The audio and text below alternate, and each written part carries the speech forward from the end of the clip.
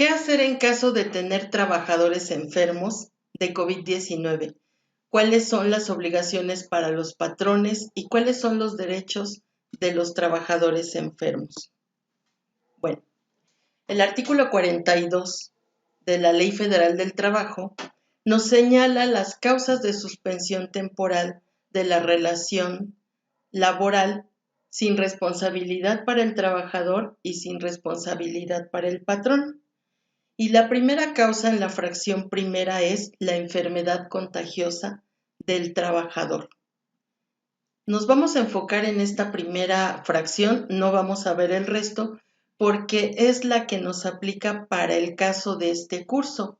El COVID-19 es una enfermedad contagiosa. Por lo tanto, en el caso de presentarse un trabajador con esta enfermedad, pues provocaría que la relación laboral se suspenda. ¿Qué efectos tiene la suspensión temporal en la relación de trabajo? Bueno, el artículo 43 de la Ley Federal del Trabajo nos dice que la suspensión a que se refiere el artículo 42 que ya señalamos, surtirá los siguientes efectos. Desde la fecha en que el patrón tenga conocimiento de la enfermedad contagiosa o de la fecha en que se produzca la incapacidad para el trabajo hasta que termine el periodo fijado por el IMSS o antes si desaparece la incapacidad para el trabajo, ahí comienza ese periodo de suspensión. Entonces, el periodo que abarque la incapacidad expedida por el Instituto Mexicano del Seguro Social es el periodo en el que se suspenderá la relación de trabajo. Por lo tanto, durante este periodo, el patrón no tiene la obligación de pagar el sueldo y por su parte, el trabajador no tiene la obligación de trabajar en su casa. La suspensión no puede exceder del término fijado en la Ley del Seguro Social, que más adelante vamos a ver que son hasta 52 semanas. Y bueno, siempre y cuando esta enfermedad pues no sea consecuencia de un riesgo de trabajo. ¿Qué obligaciones hay para el patrón? Bueno, en el caso de contagio de trabajadores, a la gran mayoría de los trabajadores de las empresas les van a aplicar las disposiciones del Seguro Social que se refieren a las enfermedades no profesionales o enfermedades de trabajo. Sin embargo, va a haber un sector de trabajadores a los que les aplicará la sección de riesgos de trabajo. ¿A qué trabajadores les aplicaría un riesgo de trabajo? A todos los trabajadores que estén dentro de las empresas del sector salud, hospitales, laboratorios, consultorios médicos, porque ellos están trabajando en lugares donde la exposición al virus es muy alto. Entonces, al estar trabajando dentro de un ambiente en donde se pueden contaminar, en caso de enfermarse de COVID-19, su tratamiento sería distinto al de una empresa de servicios, por ejemplo. Por lo anterior, vamos a presentar la información para ambos escenarios, la vertiente de los trabajadores que no son del sector salud y que les aplican los principios relativos a enfermedades generales, y la vertiente de los trabajadores del sector salud que les aplica el riesgo de trabajo. Vamos a analizar el primer caso, lo del seguro de enfermedades y maternidad. El artículo 85 de la Ley del Seguro Social nos indica que la fecha de inicio de la enfermedad será la que certifique el Seguro Social que determinó el padecimiento o que calificó el padecimiento como una enfermedad no profesional. Para tener derecho a recibir las prestaciones, el artículo 86 de la Ley del Seguro Social nos indica que los trabajadores, ya sean asegurados o pensionados, deberán sujetarse a las prescripciones y tratamientos médicos indicados por el instituto. Entonces, el primer punto es que hay una suspensión de la relación de trabajo y el patrón no va a pagar el sueldo, pero el Seguro Social sí nos va a otorgar una prestación, sí nos va a pagar, pero para que podamos tener derecho a esta prestación, lo primero que debemos hacer es que el trabajador debe acudir al Seguro Social, debe seguir las indicaciones médicas y los tratamientos que indique el médico. Si el trabajador no sigue lo que el seguro le indica, pierde su derecho a recibir los subsidios. El artículo 87 de la Ley del Seguro Social es muy importante para este caso, ya que se va a referir a los casos de hospitalización por padecimientos contagiosos. El instituto determinará la hospitalización del asegurado o del pensionado o de sus beneficiarios cuando así lo exija la enfermedad, particularmente tratándose de padecimientos contagiosos. Bueno, por experiencia que estamos viviendo por otros países y ya dentro de nuestro país, pues se ha visto que cuando el COVID-19 ataca de una manera severa y empieza a causar problemas respiratorios como la neumonía, pues las personas tienen que quedar hospitalizadas. Bueno, pues este artículo prevé ese asunto. Para que un trabajador o un asegurado quede hospitalizado, pues el enfermo debe dar su consentimiento, a menos que la naturaleza haga que esta persona no pueda dar el consentimiento. Entonces es muy importante que si el Seguro Social nos dice que debemos estar en el hospital, pues tenemos que aceptar, porque cualquier contraindicación va a hacer que perdamos el derecho a las prestaciones que nos otorga el seguro de enfermedades y maternidad. ¿Qué son los capitales constitutivos? Bueno, el artículo 88 de la Ley del Seguro Social nos indica que el patrón será responsable de los daños y perjuicios que se causen en el asegurado cuando, por incumplimiento de la obligación de inscribirlo o de avisar o de no avisar de los cambios de salario o dar salarios distintos, el patrón va a tener que pagar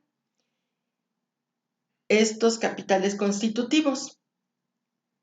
¿Cuándo no procede que el patrón pague un capital constitutivo? Bueno, pues cuando cumple con lo que la ley del Seguro Social establece, es decir, cuando el patrón da de alta a sus trabajadores en tiempo y forma.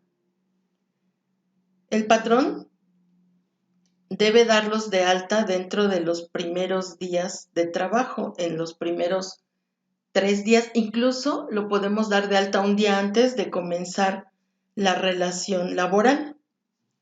¿Por qué? Porque ¿qué tal si el primer día el trabajador se accidenta al salir de su casa hacia la oficina y tiene un accidente? Bueno, el trabajador va al Seguro Social y como yo no lo di de alta, me hago acreedor a un capital constitutivo.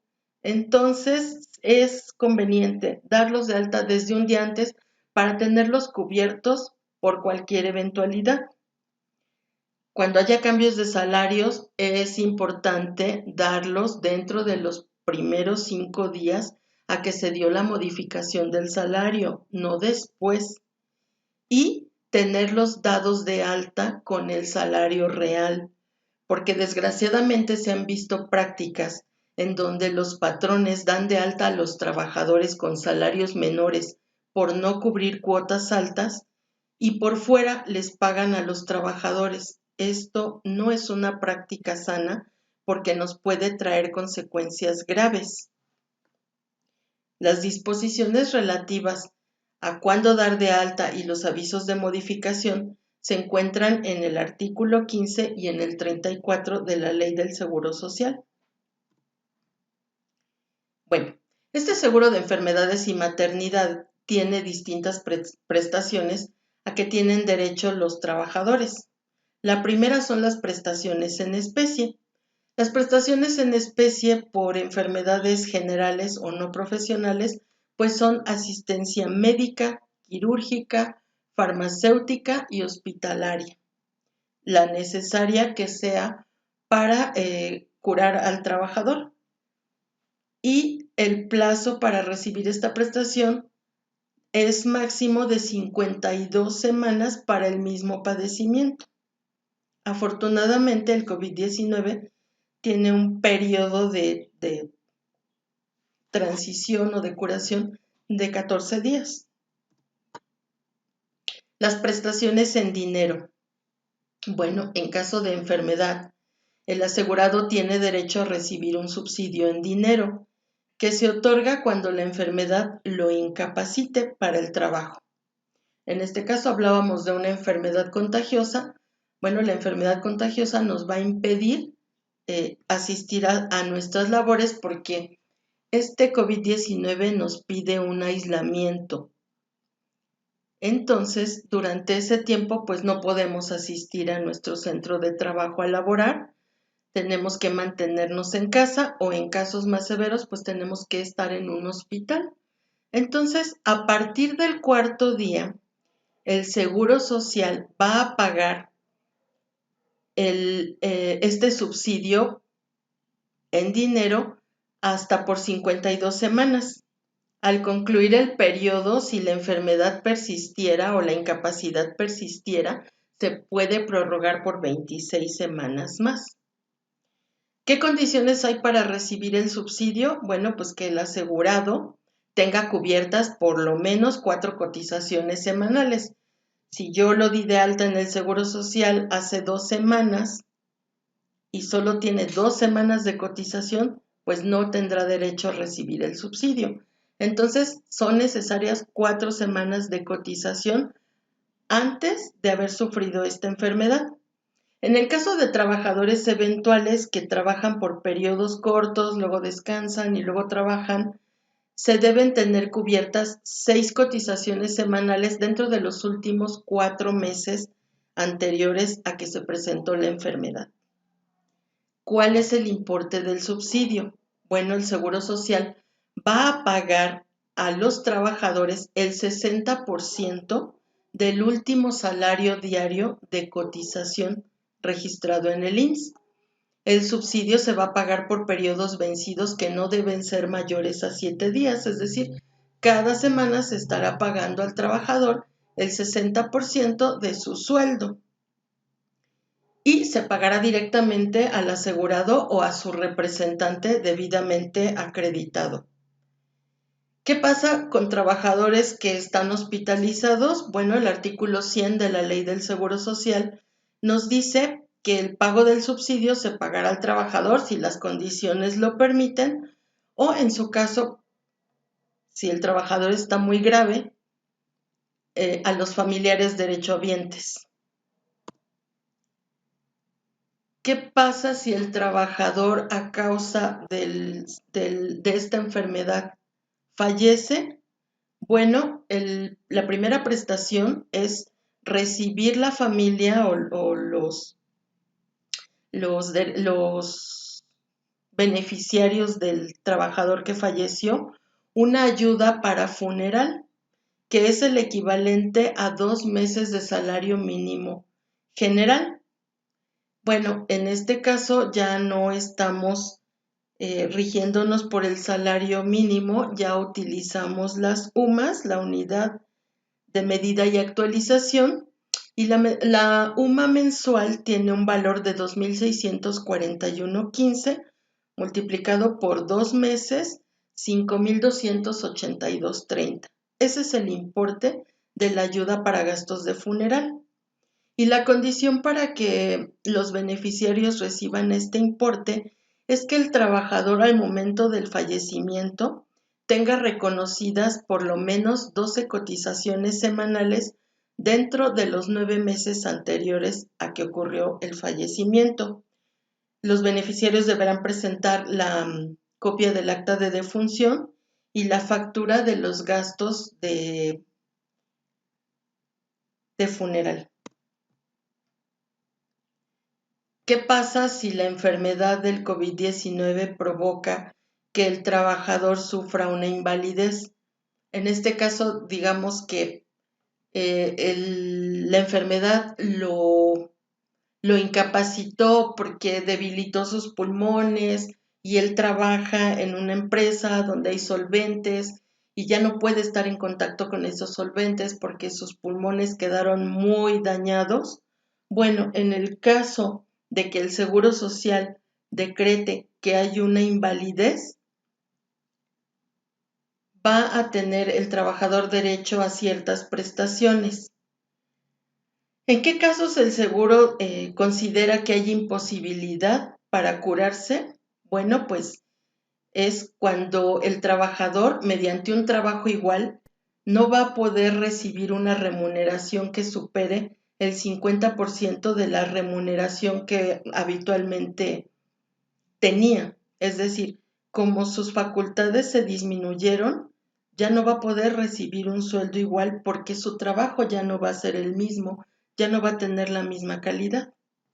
Es cuando el Seguro Social declara una invalidez. Esto se encuentra en el artículo 119 de la Ley del Seguro Social. ¿Qué pasa si el seguro declara una invalidez? Bueno, el trabajador tendrá derecho a recibir una pensión por invalidez. El estado de invalidez va a dar al asegurado un otorgamiento de prestaciones que puede ser una pensión temporal, una pensión definitiva, la asistencia médica y las asignaciones familiares. La pensión por muerte del asegurado. En el caso de que tuvimos un fallecimiento del trabajador, el artículo 127 de la Ley del Seguro Social nos establece que cuando ocurra la muerte del asegurado o el pensionado por invalidez, el instituto otorgará a sus beneficiarios las siguientes prestaciones: una pensión por viudez, una pensión por orfandad, una pensión a los ascendientes, ayuda asistencial a la pensionada por viudez y asistencia médica. La pensión por viudez en el artículo 131 de la Ley del Seguro Social nos indica que esta pensión va a ser el equivalente al 90% de la pensión que hubiera recibido el asegurado en caso de invalidez o de la que venía disfrutando el pensionado por este supuesto. La pensión por orfandad se va a otorgar a menores de 16 años cuando muere el padre o la madre, y para que se pueda otorgar esta pensión, el asegurado debió tener una cotización mínima de 150 semanas o haber tenido la calidad de pensionado por invalidez. Esta pensión que se otorga a los menores de 16 años se podrá prorrogar hasta que cumplan los 25 años si se demuestra que los huérfanos están estudiando en planteles del Sistema Educativo Nacional.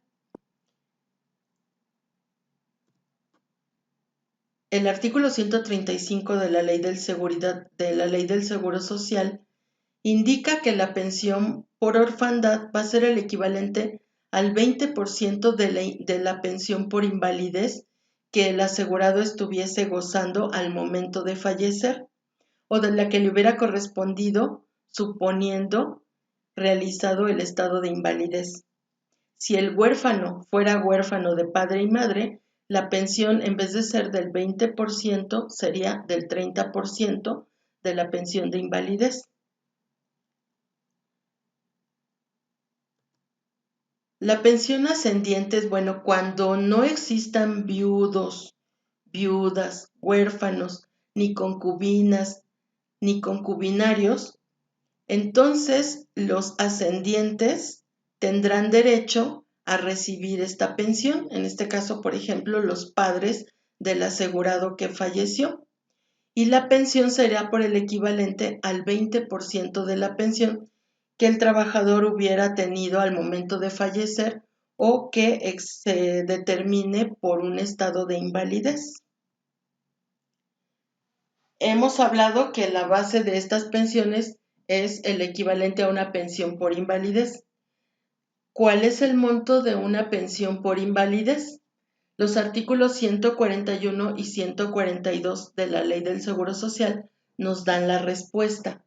la cuantía de esta pensión por invalidez será el equivalente al 35% del promedio de los salarios correspondientes a las últimas 500 semanas de cotización, en caso de tener las 500 semanas. Si tenemos menos semanas de las cotizadas, bueno, pues se hará el promedio de las semanas con las que se cuente cotizando el trabajador al momento de que se determina la invalidez. Del mismo modo, la pensión por invalidez también le va a dar derecho al trabajador a recibir un aguinaldo, y el aguinaldo no será inferior a 30 días. Ahora pasemos a las opciones que van a gozar los trabajadores que pertenecen al sector salud y que se enfermaron y que se determinó que esa enfermedad es un riesgo de trabajo. Bueno, el concepto de riesgos de trabajo. En la Ley Federal del Trabajo, en el artículo 473 y en el artículo 41 de la Ley del Seguro Social, se establece que se considera riesgo de trabajo los accidentes y enfermedades a que están expuestos los trabajadores con motivo de su trabajo. Un accidente de trabajo es una lesión orgánica o perturbación funcional inmediata o posterior, o la muerte producida repentinamente en ejercicio del trabajo. Quedan incluidos dentro de los accidentes los que se produzcan en el traslado de su domicilio al trabajo o del trabajo a su casa. Las enfermedades de trabajo, por otra parte, son todos los estados patológicos derivados de la acción continuada de una causa que tenga su origen en el trabajo. ¿Qué consecuencias tienen los riesgos del trabajo? Bueno, los riesgos del trabajo, según la Ley Federal del Trabajo en su artículo 477 y en el artículo 55 de la Ley del Seguro Social, nos señalan que pueden provocar una incapacidad temporal, una incapacidad permanente parcial, una incapacidad permanente total o la muerte. La incapacidad temporal es la pérdida de facultades o aptitudes que imposibilita parcial o totalmente a una persona para desempeñar el trabajo por algún tiempo. Esto quiere decir que el trabajador después de un tiempo va a poder recuperar sus facultades completamente para regresar a trabajar. La incapacidad permanente parcial es la disminución de las facultades o aptitudes de una persona para trabajar. Y la incapacidad permanente total es la pérdida de facultades o aptitudes de una persona que le imposibilita para desempeñar cualquier trabajo por el resto de su vida. ¿Cuál es la responsabilidad de los patrones en el caso de riesgos de trabajo? Bueno, el patrón, según el artículo 475 bis de la Ley Federal del Trabajo, señala que será el responsable de la seguridad de higiene y de la prevención de los riesgos de trabajo. Y debe vigilar que los trabajadores observen las medidas concernientes para evitar justamente estos riesgos de trabajo. Entonces, el patrón es responsable de que haya medidas o normas de seguridad de higiene y de prevenir que ocurran riesgos de trabajo, conforme a las disposiciones de la ley laboral. Y por su parte, es obligación de los trabajadores observar las medidas preventivas. En el caso del COVID-19, es importante que estos centros de trabajo del sector salud que mencionaba, hospitales, consultorios médicos, laboratorios, incluso las empresas que se encargan de la limpieza, tengan medidas o tengan protocolos de seguridad y de higiene para que eviten que estos trabajadores que están laborando en este entorno se contagien. Entonces, es importante que las empresas cuenten con un manual que nos establezca cuáles son esas medidas de higiene que deben seguir, cuáles son los protocolos que se deben seguir en caso de contingencias sanitarias como el COVID-19. A su vez, es importante, yo les aconsejo que si existen estos manuales, que si existen estas medidas, estos protocolos, hagamos que los trabajadores firmen de recibido una copia de esos protocolos o una firma de que están enterados de que estos protocolos existen. Porque acuérdense que en materia laboral, la carga de la prueba la lleva el patrón. Entonces, en caso de que el trabajador no haya seguido los protocolos cuando sí existían, no podemos permitir que por su error se provoquen consecuencias tan graves como lo que mencionábamos de los capitales constitutivos. Entonces, sí es muy, muy importante que estas medidas se den a conocer y tengamos prueba de que los trabajadores las conocen. En el caso de que un trabajador de manera explícita o implícita hubiesen asumido los riesgos de trabajo, que digan, sí, querido juez de la Secretaría del Trabajo, yo tuve la culpa, esto no libera al patrón de responsabilidad. Por eso es importante que tengamos todos nuestros soportes de que el trabajador conocía. El que el contagio se haya dado por una torpeza o una negligencia del trabajador tampoco va a liberar de responsabilidad al patrón. O que el accidente se cause por una imprudencia o una negligencia de algún tercero tampoco libera de responsabilidad al patrón. Estas normas están contenidas en el artículo 489 de la Ley Federal del Trabajo. En el artículo 490 de la Ley Laboral nos dice que hay falta inexcusable del patrón si no cumple las disposiciones legales reglamentarias y las contenidas en las normas oficiales mexicanas en materia de seguridad, salud y medio ambiente de trabajo. Tampoco hay falta inexcusable si, habiendo accidentes anteriores, el patrón no toma las medidas necesarias para que esto no vuelva a ocurrir, si no adopta las medidas preventivas recomendadas por las comisiones creadas para tal fin, si los trabajadores hacen notar al patrón que corren un peligro y el patrón no adopta las medidas adecuadas para evitarlo, o si concurren circunstancias de gravedad análogas a las mencionadas.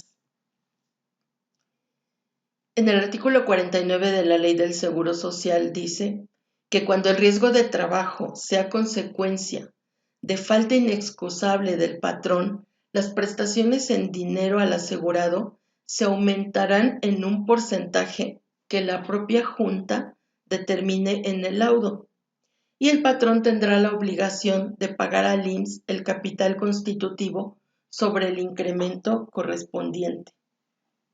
¿En qué casos el patrón no tendrá responsabilidad de los riesgos del trabajo? El artículo 53 de la Ley del Seguro Social señala que no hay obligación para el patrón cuando éste haya asegurado a sus trabajadores contra riesgos de trabajo de acuerdo a lo que establece la Ley Federal del Trabajo y la Ley del Seguro Social. Por eso es que desde un principio he sido enfática en que es muy importante que desde un día antes de que contratemos o de que inicien las labores, más bien de que inicien las labores del trabajador, los demos de alta en el seguro, porque los vamos a tener cubiertos dentro del seguro de riesgos de trabajo y en caso de pasar un accidente, una enfermedad, el patrón no va a tener que desembolsar un peso porque las prestaciones las otorgará el Seguro Social.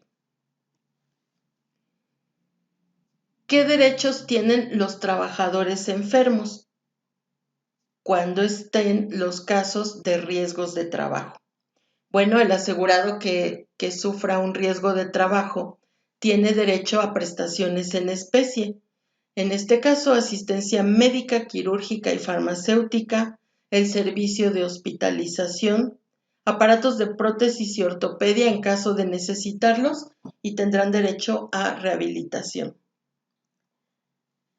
En cuanto a las prestaciones en dinero, el artículo 58 de la Ley del Seguro Social establece que el asegurado que sufra un riesgo de trabajo tiene derecho a las prestaciones en dinero que señala la fracción primera.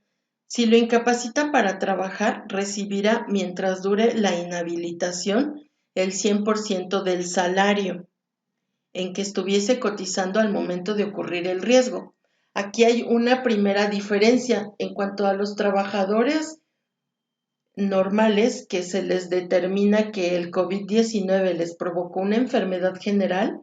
El pago del salario que hace el seguro es del 60% a partir del cuarto día. En el caso de riesgos de trabajo, desde el primer día van a recibir el 100% de su salario. El pago de la incapacidad se dará por periodos vencidos no mayores a 7 días, igual que en enfermedades de trabajo. ¿Qué pasa si un trabajador muere por un riesgo de trabajo? El artículo 64 de la Ley del Seguro Social establece el pago de una cantidad equivalente a 60 días de salario mínimo. En este caso, 60 UMAS equivalen a 5,212.80. Aquí hay una pequeña diferencia porque a diferencia del seguro de enfermedades y maternidad, se establece el pago de 2 meses de salario y en el caso de riesgos de trabajo habla de 60 días, que no es lo mismo. Por eso hay una pequeña diferencia en el monto. Y bueno, pues en el caso que la viuda se le otorgue una pensión, a esta se le dará una pensión por el equivalente al 40% de la que hubiese correspondido cuando el trabajador hubiera sufrido una incapacidad permanente total. La pensión mensual definitiva es del 70% del salario en el que estuviera cotizando al momento de ocurrir el riesgo de trabajo. Y bueno, en el caso de los viudos o concubinarios, pues la pensión sería por el mismo importe. Cuando hay huérfanos, a los huérfanos que sean de padre o madre, se les otorgará, bueno, siempre y cuando estén totalmente incapacitados los huérfanos, se les otorgará una pensión equivalente al 20% de la que correspondiera a un caso de incapacidad permanente total. Cuando los huérfanos sean de padre o madre y sean menores de 16 años, la pensión que se les otorgará será del equivalente al 20% de la que les correspondería a un trabajador por incapacidad permanente total. Y en el caso de que estos huérfanos estuvieran trabajando estuvieran estudiando en alguna escuela del sistema educativo nacional, se puede extender el término hasta que cumplan 25 años. Si posteriormente falleciera el otro padre o madre, entonces la pensión se aumentará del 20 al 30%, igual que en los casos de enfermedades no profesionales. Cuando los trabajadores sean huérfanos de padre y madre, menores de 16 años y hasta 25 años, si se encuentran estudiando dentro del sistema educativo nacional o mientras se encuentren incapacitados para tener recursos por sí mismos, se les otorgará una pensión equivalente al 30% de la que hubiera correspondido a una incapacidad permanente total. Al término de las pensiones de orfandad, se otorgará al huérfano un pago adicional de 3 mensualidades de la pensión. y también se les otorgará un aguinaldo anual a viudos y huérfanos equivalente a 15 días del importe de la pensión.